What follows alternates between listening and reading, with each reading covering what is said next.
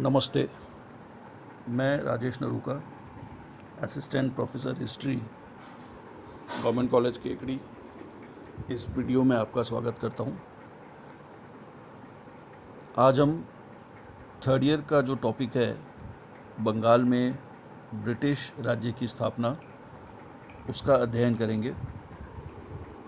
बंगाल में ब्रिटिश साम्राज्य की स्थापना को दो अध्यायों में बांटा जा सकता है: प्लासी का युद्ध और बक्सर का युद्ध। प्लासी के युद्ध को न केवल आधुनिक भारत के इतिहास में बल्कि संपूर्ण भारत के इतिहास में भी एक महत्वपूर्ण युद्ध माना जाता है। हालांकि युद्ध की आक्रामकता या संख्या की दृष्टि से इस युद्ध का अधिक महत्व नहीं है, लेकिन परिणामों की दृष्टि से निश्चित रूप से ये युद्ध बहुत महत्वपूर्ण रहा और प्लासी के युद्ध के द्वारा ही ब्रिटिश साम्राज्य की बंगाल और यूँ कहें कि भारत में स्थापना हुई। प्लासी का युद्ध बंगाल के नवाब सिराजुद्दौला और ईस्ट इंडिया कंपनी के मध्य संघर्ष था और इस युद्ध के अत्यंत महत्वपूर्ण और स्थायी परिणाम हुए। 1740 ईस्वी में अलीवर्दी खान, जो बिहार का नायब निज़ाम था, उसने औरंगज़ेब की मृत्यु के बाद राजनीतिक स्थिति का लाभ उठाते हुए अपनी शक्ति का विस्तार किया और बंगाल के तत्कालीन नवाब सरफराज खान को युद्ध में पराजित कर स्वयं नवाब बना। अलीवर्दी खान 1740 से लेकर अपनी मृत्यु 1756 तक बंगाल का नवाब रहा। अलीवर्दी खान के कोई पुत्र नहीं था और इसीलिए उसने अपना उत्तराधिकारी पहले ही निर्धारित कर दिया था, जो उसकी सबसे छोटी पुत्री का पुत्र सिराजुद्दौला था। शासक बनने के पश्चात सिराजुद्दौला का संघर्ष प्रारंभ हुआ। उसके परिवार में ही उसके शत्रु थे और इसके अलावा उसके जो प्रमुख अधिकारी थे वे भी उसके अधिक सहयोगी नहीं थे। सिराज-उद-दौला की मौसी घसीटी बेगम का पुत्र शौकतगंज खुद नवाब बनना चाहता था और उसने अपने मित्र अमीर चंद और जगत सेठ को अपने साथ मिलाया और सिराज-उद-दौला को पराजित करने का प्रयास किया, लेकिन सिराजुद्दौला सावधान था और उसने शौकतगंज को युद्ध में पराजित किया। इस समय तक अंग्रेज़ भारत में काफ़ी शक्तिशाली हो चुके थे और दक्षिण भारत में फ्रांसीसियों को पराजित करके उन्होंने अपना साम्राज्य स्थापित करना प्रारंभ कर दिया था। इसके पश्चात बंगाल में भी वे अपना प्रभुत्व जमाना चाहते थे, लेकिन अलीवर्दी खान इस संबंध में सिराजुद्दौला को पहले ही सावधान कर चुका था और वो चाहता था कि किसी भी प्रकार से अंग्रेज़ों का बंगाल में प्रवेश नहीं होना चाहिए और इसीलिए नवाब बनने के बाद प्रारंभ से ही सिराजुद्दौला अंग्रेज़ों का विरोधी था। यूरोप में अंग्रेज़ों और फ्रांसीसियों के मध्य संघर्ष चल रहा था और इसीलिए भारत में भी और मुख्यतः बंगाल में भी ये दोनों एक दूसरे के विरुद्ध किलेबंदी कर रही थे। इसी प्रकार की किलाबंदी फोर्ट विलियम में अंग्रेज़ों के द्वारा की जा रही थी और नवाब ने इसे अपने विरुद्ध चुनौती मानते हुए अंग्रेज़ों को किलेबंदी का काम रोकने का आदेश दिया, लेकिन अंग्रेज़ों ने उसे स्वीकार नहीं किया, जिसके परिणाम स्वरूप 1756 में ही नवाब ने अंग्रेज़ों पर आक्रमण किया और कासिम बाज़ार पर अपना अधिकार स्थापित किया। इसके पश्चात सिराजुद्दौला ने फोर्ट विलियम पर भी अपना अधिकार कर लिया और इसके पश्चात वहाँ पर ब्लैक होल ट्रेजेडी या काल कोठरी की घटना हुई। हालांकि इस घटना के बारे में कई इतिहासकार मानते हैं कि इस घटना में कल्पना का अंश बहुत अधिक था और इसे पूरी तरह से स्वीकार नहीं किया जा सकता। फोर्ट विलियम पर अपना अधिकार करने के पश्चात नवाब ने कुछ लोगों को वहाँ पर कैदी रखा, जिनकी संख्या 146 बताई जाती है।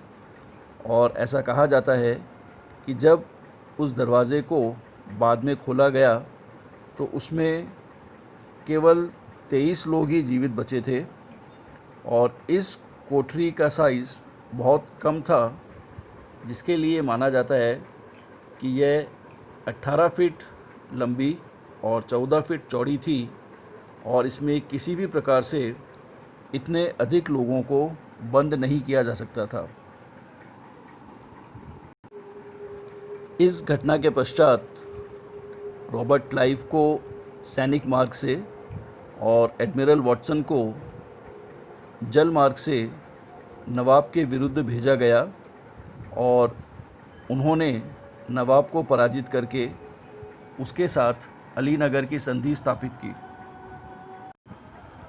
1757 में ही रॉबर्ट क्लाइव और नवाब सिराजुद्दौला के मध्य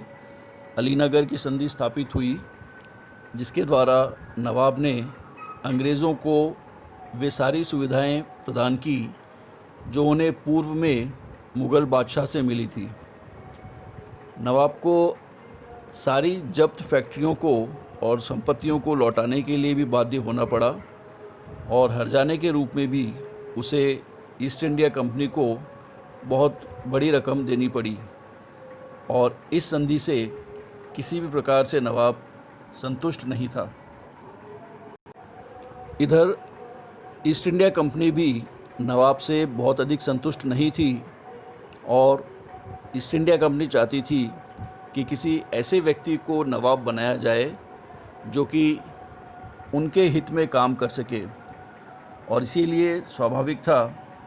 कि अलीनगर की संधि कोई संधि नहीं थी और उपयुक्त अवसर मिलने पर नवाब और कंपनी दोनों एक दूसरे के विरुद्ध संघर्ष के लिए तैयार थे।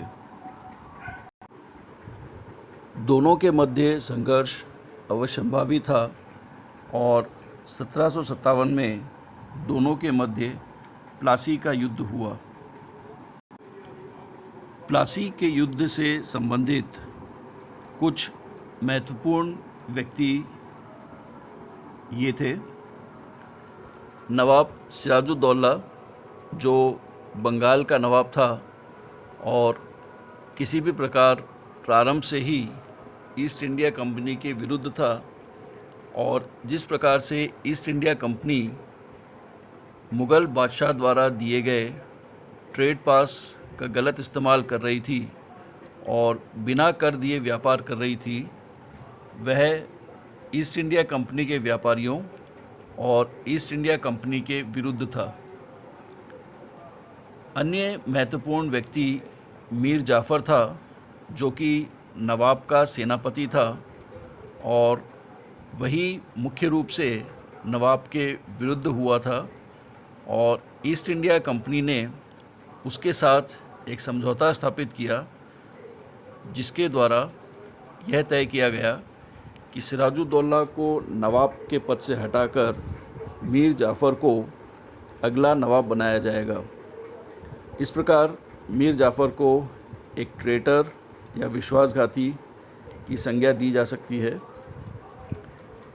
दो अन्य प्रमुख व्यक्ति जो अंग्रेज़ों के साथ संधि में शामिल थे, वे थे अमीर चंद और जगत सेठ। अमीरचंद जो षड्यंत्र किया गया था ईस्ट इंडिया कंपनी के द्वारा, उसका मुख्य कर्ता था और क्लाइव के साथ उसने संयुक्त रूप से नवाब को हटाने का प्रयास किया। जगत सेठ भी प्रारंभ से ही नवाब के विरुद्ध षड्यंत्र में शामिल था और इस प्रकार ये कहा जा सकता है कि नवाब सिराजुद्दौला के विरुद्ध उसी के लोगों ने या उसी के प्रदेश के लोगों ने षड्यंत्र रचा और रॉबर्ट क्लाइव को सहायता दी। इस युद्ध में सबसे महत्वपूर्ण व्यक्ति रॉबर्ट क्लाइव को माना जा सकता है, जिसने भारतीयों के साथ में सहयोग किया और भारतीयों के विरुद्ध ही उन्हें तैयार करके एक ऐसा युद्ध हुआ जिसे अधिकतर इतिहासकार युद्ध की संज्ञा भी नहीं देते, क्योंकि इस युद्ध में हताहतों की संख्या बहुत कम थी। ईस्ट इंडिया कंपनी के केवल 23 व्यक्ति ही इस युद्ध में मृत्यु को प्राप्त हुए और बंगाल के नवाब के भी लगभग 500 व्यक्ति ही इस युद्ध में हताहत हुए थे। इसीलिए इसे कुछ इतिहासकार युद्ध ना मानते हुए केवल एक संघर्ष मानते हैं और कुछ तो इसे संघर्ष भी ना मान करके केवल एक षड्यंत्र मानना चाहते हैं। लेकिन यह युद्ध परिणामों की दृष्टि से बहुत महत्वपूर्ण था और इसके स्थायी परिणाम हुए। सबसे महत्वपूर्ण परिणाम था कि नवाब सिराजुद्दौला के बजाय मीर जाफ़र, जो उसी का सेनापति था, उसे बंगाल का नया नवाब घोषित किया गया और ईस्ट इंडिया कंपनी ने, रॉबर्ट क्लाइव ने, उसके साथ की गई संधि के अनुसार अत्यधिक धनराशि और कई सारी सेवाएं प्राप्त की। एक महत्वपूर्ण नुकसान यह था कि बंगाल को आर्थिक दृष्टि से अत्यधिक हानि हुई, क्योंकि युद्ध के हार जाने के रूप में ईस्ट इंडिया कंपनी ने बहुत अधिक राशि प्राप्त की, जिसका अर्थव्यवस्था पर विपरीत प्रभाव पड़ा। ईस्ट इंडिया कंपनी, जो इस युद्ध से पहले केवल एक व्यापारिक कंपनी थी,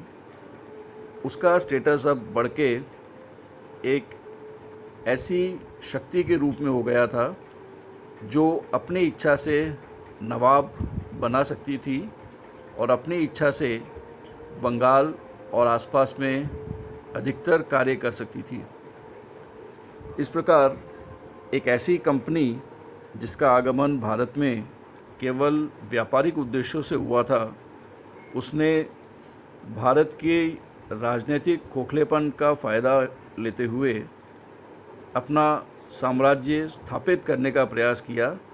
और यह माना जाता है कि प्लासी का युद्ध वास्तव में ब्रिटिश साम्राज्य की आधारशिला थी, जिसे बाद में 1764 में बक्सर के युद्ध ने पूरा किया।